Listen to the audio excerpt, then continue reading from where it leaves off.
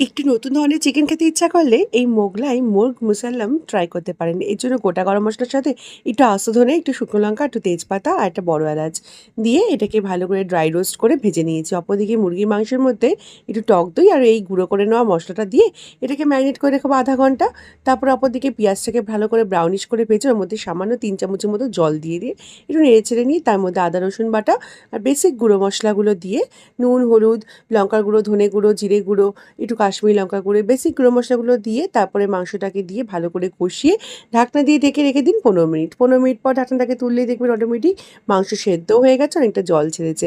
তারপর একটু এলাচ, দারচিনি বাটা, একটুখানি চিনি, একটুখানি ঘি আর একটু কাজু পোস্ত বাটা দিয়ে দিচ্ছি। দিয়ে এবার এটাকে ভালো করে নেড়ে ছেড়ে 5 মিনিট ঝোলটাকে টানাবো। তারপর নামাবার আগে উপর দিয়ে ফ্রেশ ক্রিম ছড়িয়ে দিলেই রেডি। এরকম একটা রেসিপি কিন্তু রুটি, পরোটা, ভাত, বিরিয়ানি যে কোনো জিনিস দিয়ে দুর্ধর্ষ লাগে। ট্রাই করতে পারেন কিন্তু একটিবার।